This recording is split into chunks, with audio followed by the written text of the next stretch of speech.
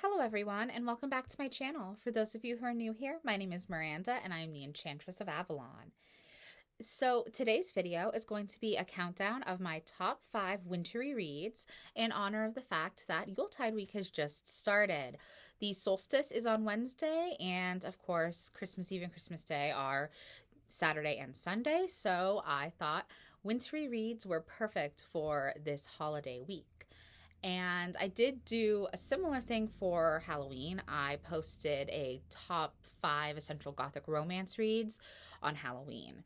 So just like that video, these are going to be in no particular order. They're just books that I think are really fun to read over the winter season as we're going within and wanting to feel warm, fuzzy, and a little bit nostalgic. So I'm going to start it off with the only fully nonfiction book on this list, and that is Persephone Unveiled, Seeing the Goddess and Freeing Your Soul by Charles Stein. It is a really well done and well researched book about the goddess Persephone, and it goes into detail about what the Eleusinian mysteries may have looked like, although we don't know. It's impossible to know. It was a mystery society and it was secretive. Any noise you hear is my cat playing with a box. She is next to me and I apologize. So, yeah. And she just ran away. Okay, well, that's solved now. So the book is all about the way that Persephone, Demeter, and Hades, by extension, were worshipped through the Eleusinian mysteries, and just a lot about the evolution of worship of Persephone. It's very interesting, and it's listed as being mythology, philosophy, and spirituality in nature, so it's very intriguing. Very fun to go ahead and take a deep dive into a goddess so associated with the seasons, the turning of the wheel of the year, and with the underworld. And this is a time of going within into our own underworld and seeing our shadows. So I thought this was a very appropriate read, especially if you're feeling some nonfiction this holiday season. The next book I have is it's a great novel. It is Possession by A.S. Byatt. It is a romance in the truest sense of the term, in that they are discovering a lot, and there's this mystery element to it. And yes, there is a love story. Actually, there's 2 love stories. You got a 2-for-1 bonus with love stories in this book. And major props for the artwork, because it's one of my favorite paintings, The Beguiling of Merlin. It's an incredible painting. So it always makes me happy when I'm reading this book and I get to look at the pretty cover. But the actual story is a story of 2 academics who are studying the poetry of 2 Victorian poets. And each of them is an expert in one of the poets. And one of them finds this letter that links the poets together.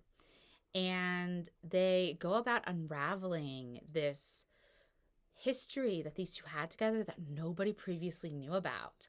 Because one poet was known as this Victorian fairy poet who most people thought was a lesbian because she did have a woman that lived with her, and it had a lot of markers of that kind of a relationship by historical accounts that we have of actual women in the Victorian period who could not embrace their sexuality but did live with partners and lived as spinsters when they actually weren't. It was believed that that poet was the same way. However, it's discovered that she had this romantic relationship with a male poet, and he is thought to be this great academic poet writing these epic poems and steadfastly loyal to his wife, when it turns out, well, maybe he wasn't always. And I adore that you have 2 academics falling in love as they're researching 2 lovers from the Victorian period, and having this all come together and entwine itself in a really beautiful mystery format. And I put it on a wintry read list because there's some important scenes that do take place in winter, and there's some snowy imagery that's really beautiful. And again, it's warm, fuzzy, and cozy, and very, very romantic. So that's the next book I have. Okay, so we're moving on past the, past the just pure fiction and into fairy tales, because, well, of course, I love fairy tales. So I've shown this book in several videos before. It is my Snow Queen and Other Winter Tales book. It is one of the Barnes & Noble leather-bound editions. And it has all of the wintry fairy tales you can ever want, all collected together, and it's gorgeous. I mean, the imagery of the beautiful snowflakes and silver on the blue, and it's gilded with silver edging. It's amazing. And it's so fun to just choose a tale and read through it. Oh, the end papers they just look like a snowstorm. It's great. Anyway, it's so fun to just pick a story and read through it and just get lost in a seasonal fairy tale for 20 or 30 minutes while you're enjoying it. So this one has the benefit of you could just choose a tale and read it, just like a short story collection. You could just choose a short story and read it, or you could do the entire thing, depending on your time. Now, this one is also fairy tales, and I've also talked about it here on the channel before, and I did a review of this one on my blog, whiterosebabylon.life also, which I can link the review for this book, and I'll link some other stuff that relates to the content I'm discussing here down in the description box below, as I always do. This is Lucy Cavendish's Magical Fairy Tales, an enchanted collection of retold tales. And several of the fairy tales that she retells in here are, in fact, wintry fairy tales. There's a total of 12 tales that she retells, and there's definitely, obviously, her version of Red Riding Hood is very much wintry, but Snow White is wintry. And Snow White and Rose Red is wintry. So, yeah, you definitely have the winter tales in there. And, again, it's very, very just warm, fuzzy, cozy type reading for the fairy tales. And as a bonus, the second half of each chapter is, in fact, a deep dive into older lore associated with the fairy tales and an evolution of the tales themselves. So, and a little bit of magic associated with the tales. So, it's great, and it is gorgeously illustrated. So, just random page. It's just gorgeous. This is Snow White and Rose Red, for the record.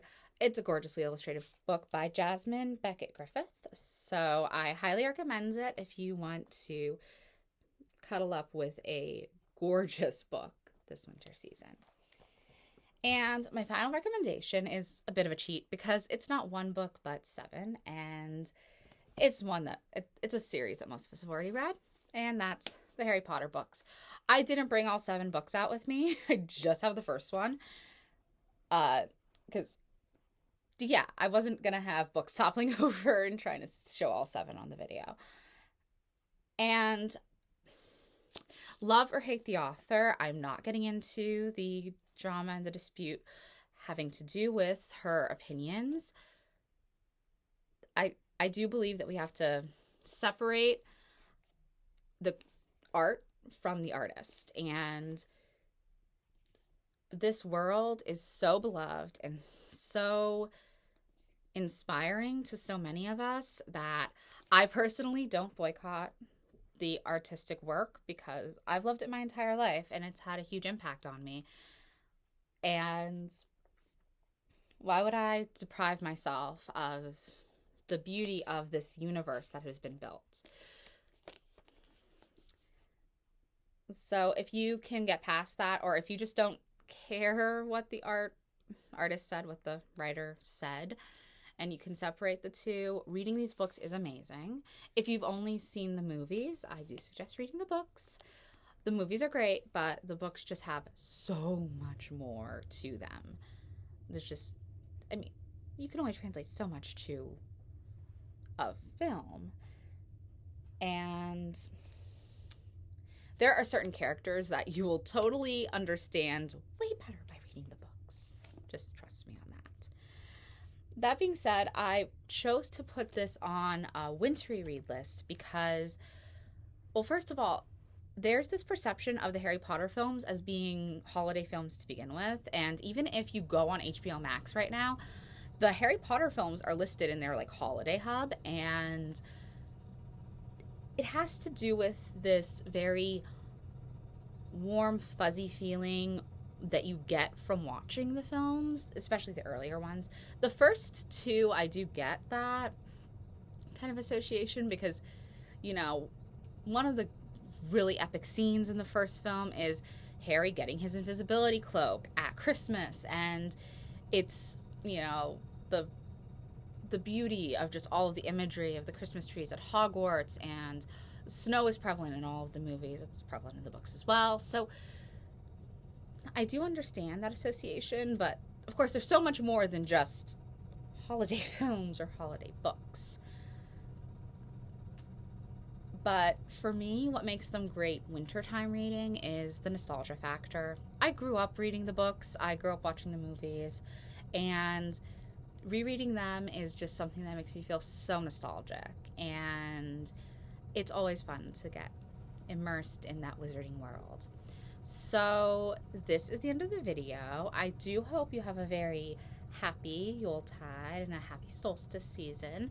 And if you want to connect more with me, I will link my Discord and server in the description box below. It's in the description box of all of my videos. And happy holidays, blessed Yule, Merry Christmas, and whatever other holidays. Happy Hanukkah if you celebrate Hanukkah. And I will see you soon for another video.